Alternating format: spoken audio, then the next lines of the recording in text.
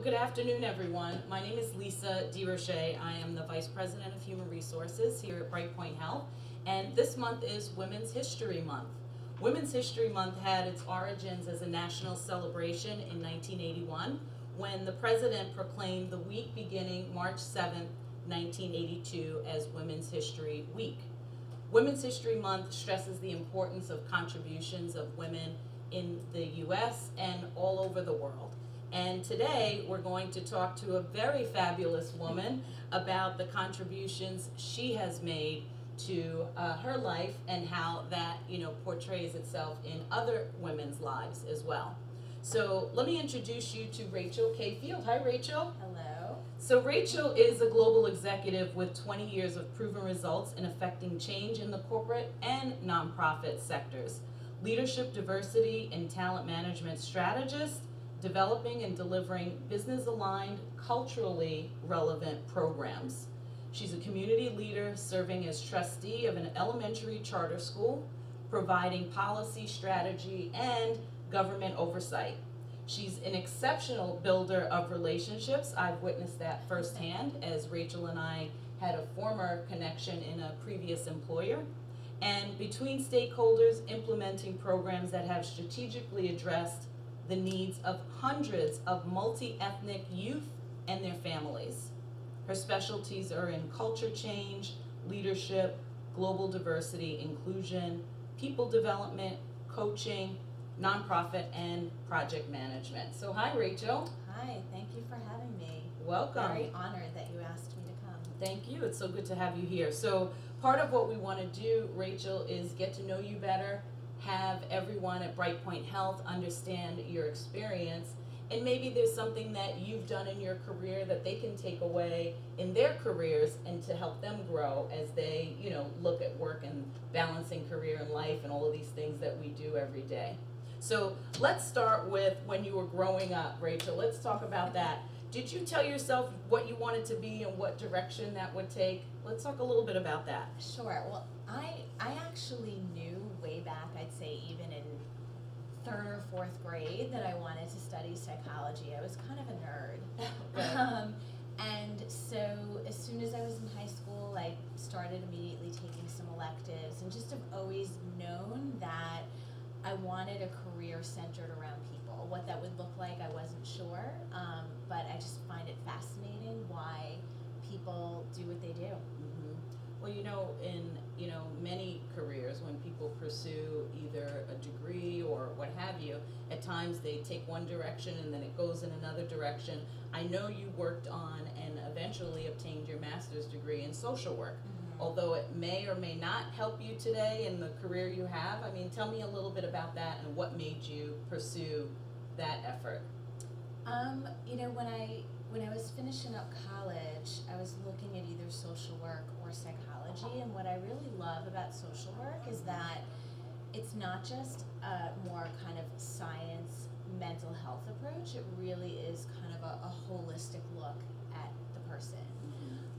So that's what really made me pursue social work, and I felt that the kind of work I wanted to do, I would need that type of degree. Mm-hmm. So in some of your background, I recognize that you did work with a few nonprofits. Mm-hmm. Tell me a little bit about where that was and what kind of work you did with them. So as you know, my career has been between nonprofit and corporate. The first 10 years of my career were in nonprofit, working with at-risk youth, to which most people would say, that sounds like the hardest population to work with, but I loved it. They challenged me. There was just so much there to work with that I absolutely loved it. My last role before I left for corporate was working with kids who were aging out of foster care. Okay. And to me, I've always felt like that's the group that kind of gets left behind, and that they don't have enough advocates. And so I just was drawn to working with that population. It was a big challenge. Right. It's interesting you would say that because, at Brightpoint Health, obviously we provide care management to an underserved population as well, some of which, may potentially have, comorbidities, really sick, mental illness, etc., and we have the ability to provide them care, which, you know, on the other side of it, as you said, at-risk youth, you know, we actually recently started working with a younger population as well, and pediatrics, etc. So did that time in your career shape your direction to where you've come to today in any way? You know, it did. I left social work after 10 years because I wanted to do something where I could really have a bigger impact, and I felt that staying in nonprofit and continuing to work one-on-one, while I loved it, wasn't going to get me where I wanted to go. And so my original kind of grand plan was leave nonprofit for a few years, get some corporate experience, and then go back, and wound up really loving working in diversity and inclusion, and stayed 13 years before going back. Right. So So what would you find are the differences between the nonprofit world and the for-profit world, especially, you know, such a huge difference with financial services and healthcare? Let's talk a little bit about that. well, I mean, I think that when you work for an organization whose bottom line is money versus an organization whose bottom line is service, it's a different feel. And having now just recently returned back to nonprofit, I feel like I'm surrounded with my people, very socially, mission kind of conscious. At the same time, I think that human behavior is human behavior no matter where you go. Right. And so while, say, working with, you know, executives around ways that they could be more inclusive is very different than working with kids aging out of foster care, people underneath it all are, there's still very similar kind of behavior patterns. And to me, it always comes back to, regardless of where you're working and who you're working with, really understanding the person that, you know, facing you on the other side of the table, really understanding where they're coming from. That's where it all starts, no matter where you are. Right, that's a good point, and I think that we have come to stress that in a lot of the work that we do here as well. The hope of having someone who's coming in possibly homeless and treating them as if they are, you know, possibly a celebrity, unlike, you know, what they might have found in, you know, other parts of their lives, you know. Tell me a little bit more about the diversity work that you've done in the past, and then we'll jump ahead to some of the great work that you're doing today. For example, the employee resource groups and the Diversity Advisory Council that you were, you know, instrumental in starting at your previous employer. So, as you know, since we work together at AXA, when I actually was hired to work on affirmative action, and within a few months of doing that work, it came to me that things weren't going to change unless there was a real culture shift in the organization, and that it wasn't just about you know, ensuring that we were getting or making good faith efforts to diversify, say, our candidates coming in the door, which is important, but that then what was their experience once they were in the door, Right. and How are we supporting those yeah. candidates? And how do different people experience the organization differently? And that was kind of the question that we really set out to ask. And so after doing a number of focus groups and a survey and convening a small diversity council, what we realized was that we really needed to make multiple kind of entry points to move things forward.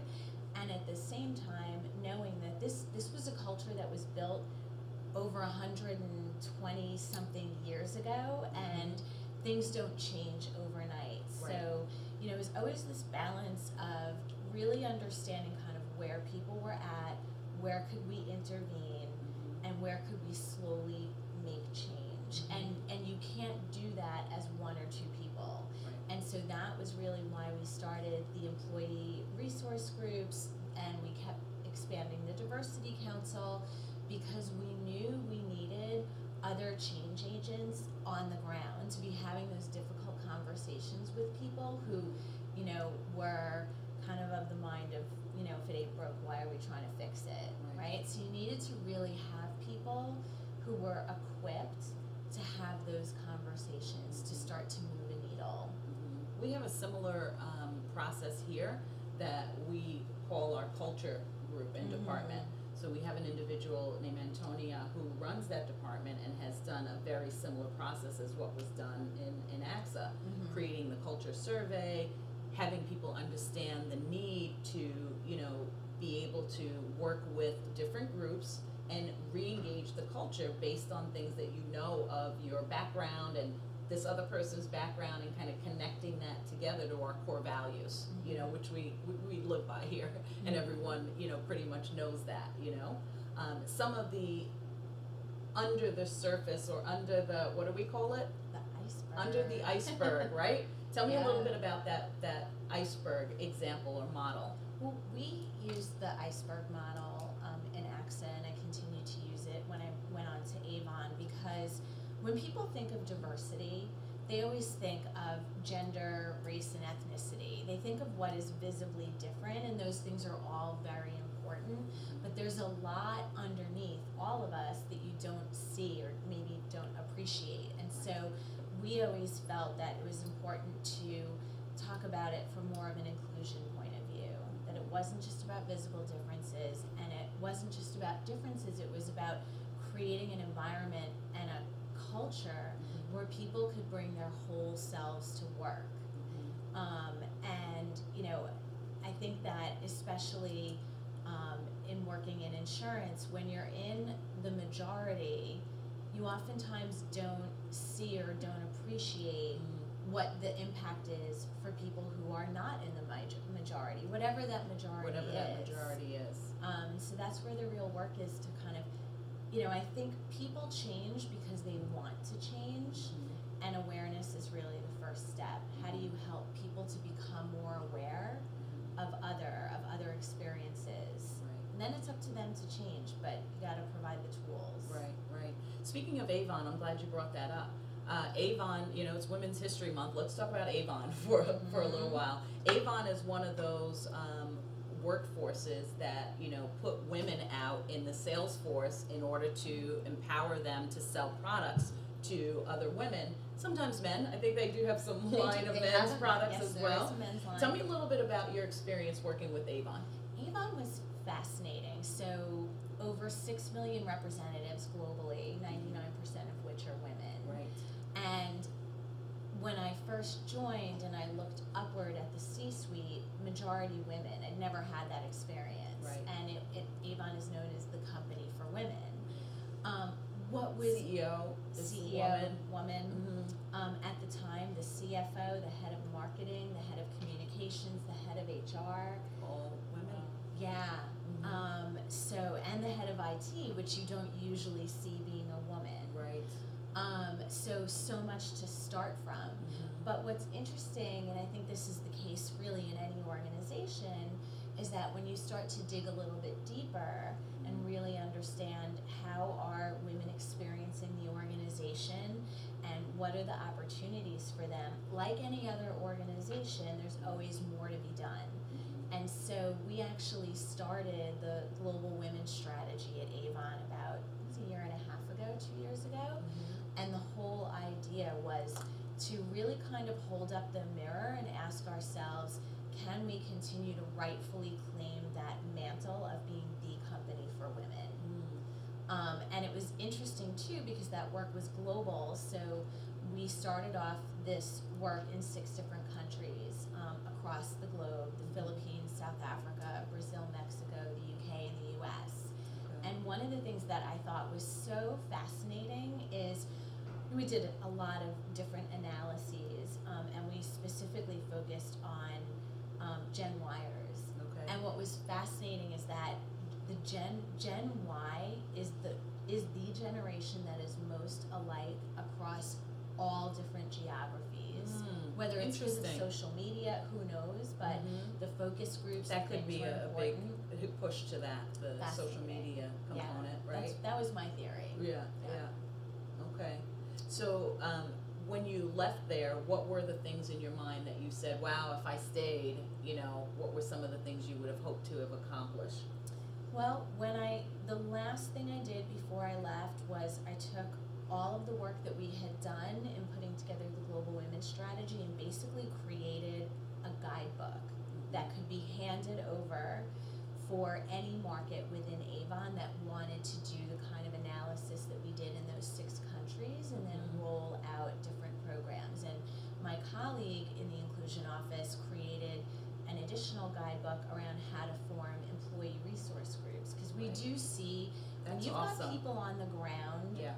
moving things forward, you do get significant amount of change. And so I just wanted to leave there providing those kinds of tools. Yeah, that's great.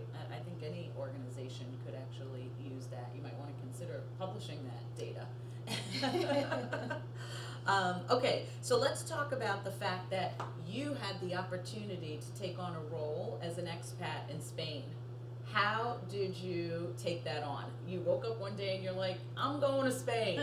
What'd you do? What was the thought process around that? I have this habit of kind of like you said, I wake up in the morning and I'm like, I want to do this, and I just try to do it. And of course, then once I do it and I'm in a new situation, I'm like, what did I do? Right. But never with regrets. So for Spain, I'd been with AXA for quite a while, and I wanted international experience, and so I got on the calendar of the head of HR and said, really want to work internationally, and if it's for a year or less, you can send me anywhere. Wherever you want to send me, doing whatever my skills would be, where they would be most useful, you can send me anywhere. Right. To which she looked at me kind of oddly. Anywhere? Who does that? Yes, Yeah. anywhere.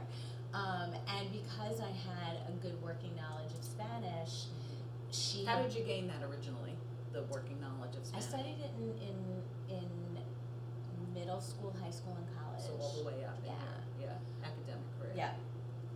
Although I'd say once I got to Spain, I realized it was not It's not such the a same. great working command of the language. And that was when I had that moment of like, what was I thinking? Right. And of course, all different types of Spanish cultures may have a, different range of their, language. So, Yeah.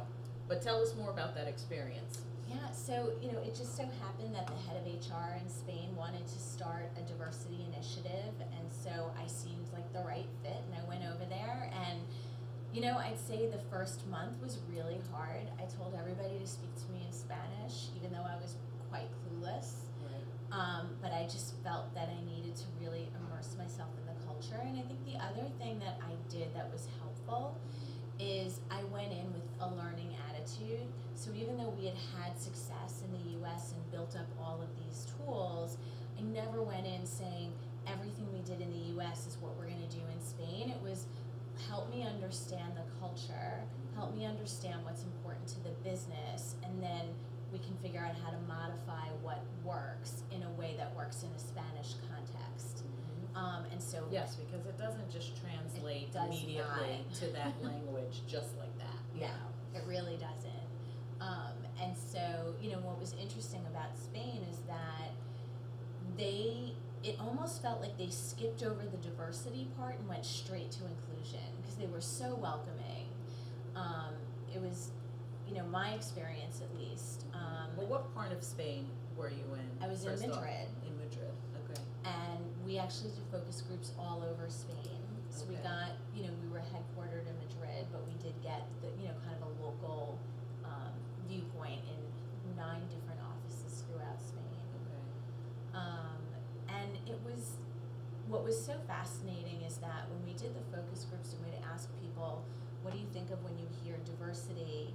We kind of got looks like, well, we don't really talk about diversidad.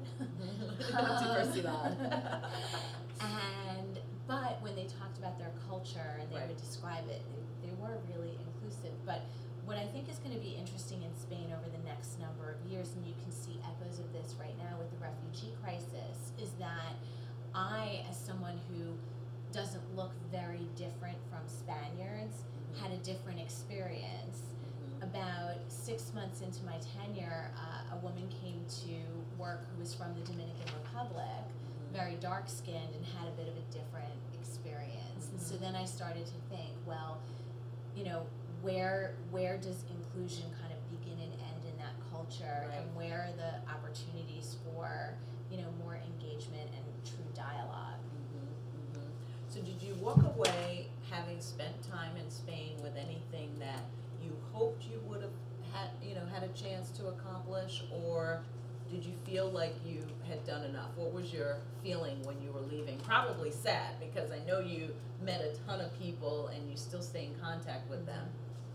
I felt good about what, you know, we had started out the assignment with, by the end of the assignment, they were going to have basically a guidebook of everything, templates for everything. And so the last thing that we did before I left was start a diversity council there. And I, you know, handed all of these tools over to them. And happy to say that my friend Elena picked up the mantle and still to this day is working on diversity and inclusion there. So there was an impact. It made me quite proud. Good, that's amazing.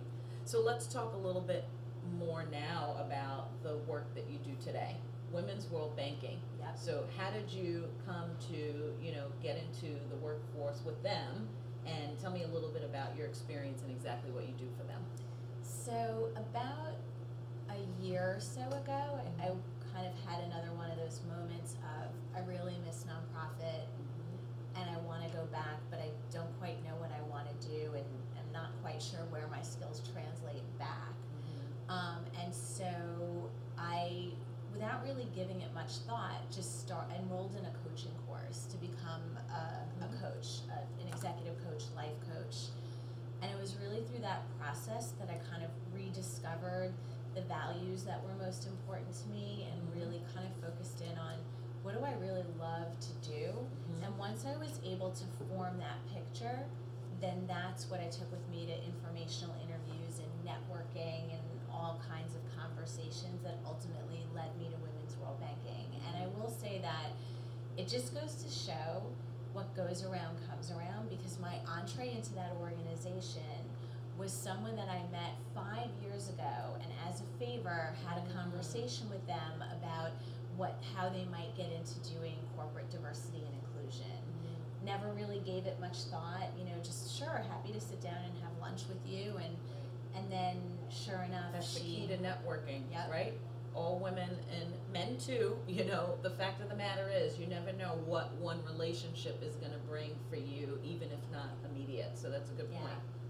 So, I mean, Women's World Banking, when I applied for this position, it really checked off every box. What I came to realize after a lot of reflection is that I wanted to do something that empowered women. I wanted to lead a group. I wanted to do global work. I wanted to have an opportunity to really be creative. And that's exactly, I mean, this job really does kind of meet all of those criteria. So just to give you a quick explanation, Women's World Banking, we're a global nonprofit, and we work with organizations in developing economies to help them to provide financial tools that for low-income women, so that they can, you know, be more prosperous and secure their own future. So an example would be mobile banking for rural women in Nigeria. That would be one example. So oftentimes for women who live very far away from major cities, there is both a physical and an emotional barrier to banking.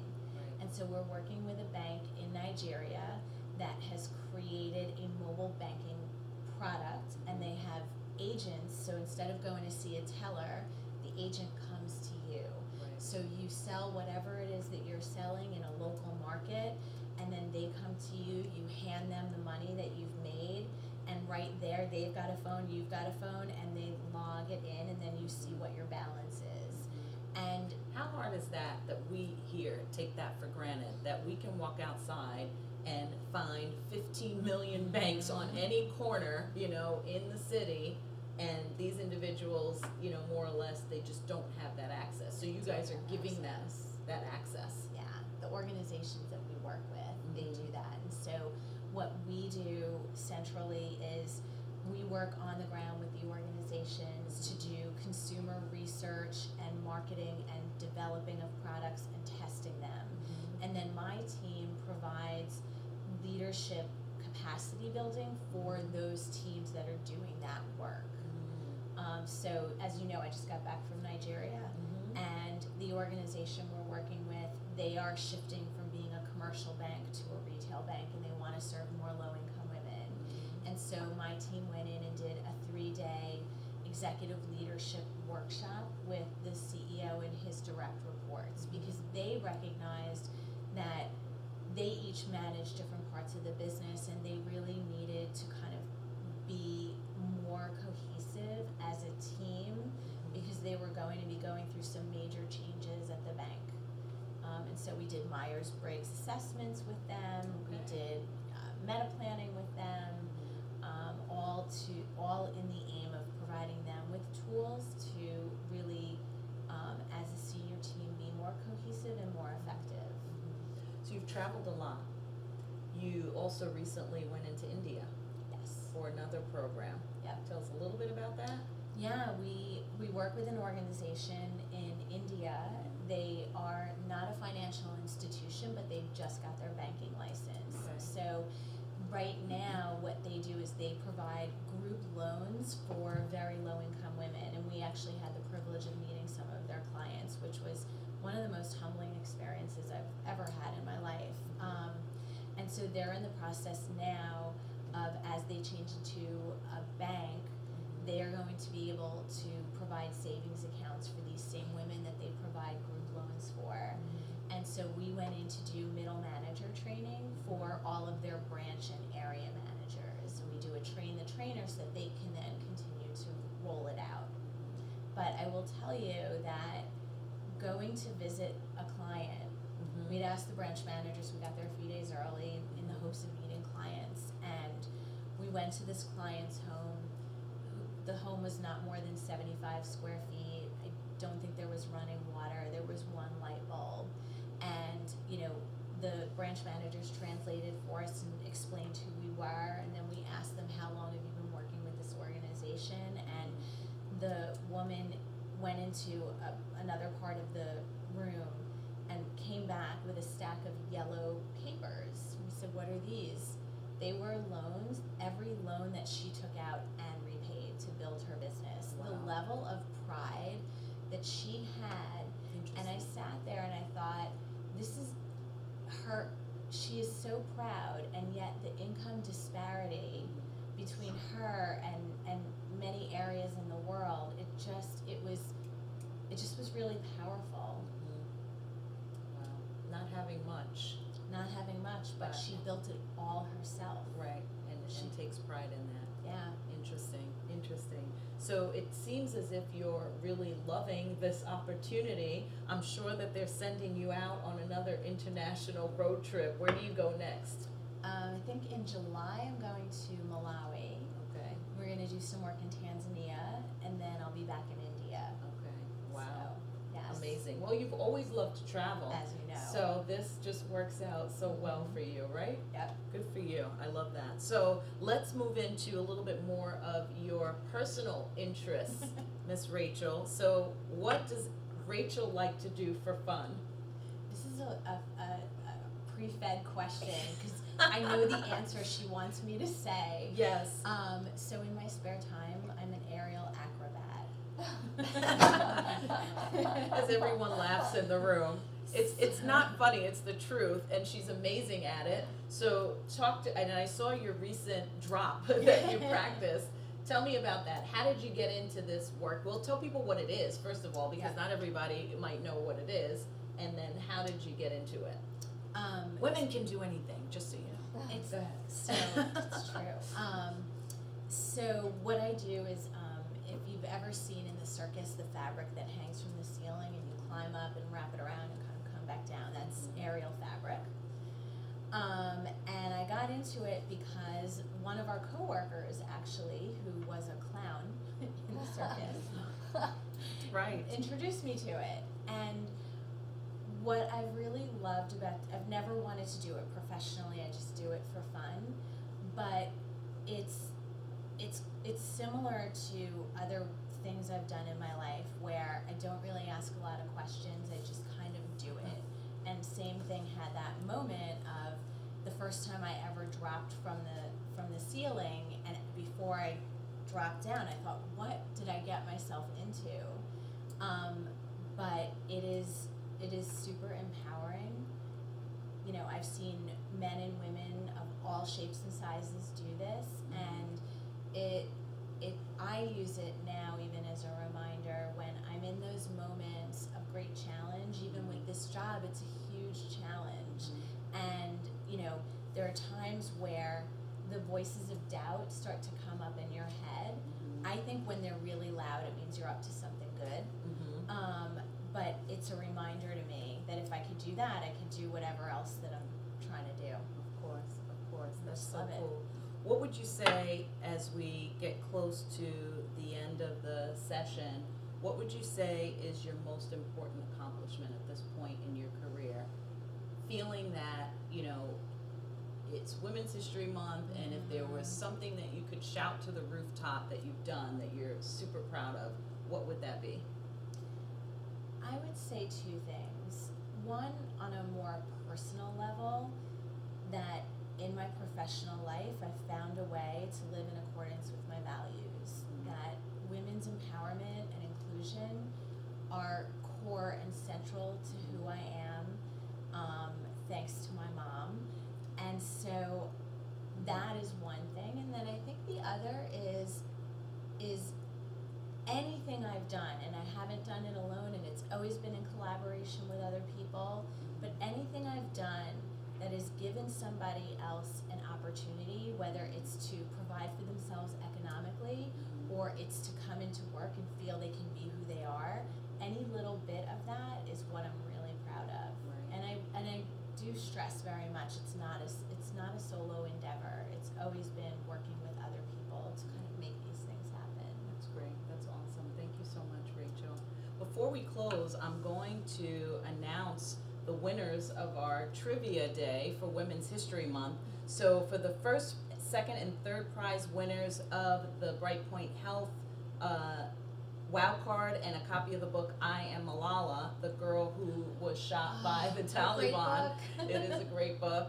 Tanisha Herrera, who's a patient navigator at Townsend. Brandon Lee, also a patient navigator at Inwood. And finally, Samin Chowdhury, who's one of our payroll clerks. Congratulations. For Chazzy in Staten Island, we also have 3 winners. David Coonan, who's the director of Staten Island Cares. Kevin Keeley, one of our associate vice presidents, and Aimee Saldana, who's also a care manager. So congratulations, and we appreciate your participation in Trivia Day as well as any of the activities that we had for Women's History Month. Thanks again, Rachel, for coming and talking Happy with to do us. it. We appreciate I hope that. it was valuable. It was very valuable, and have a great day.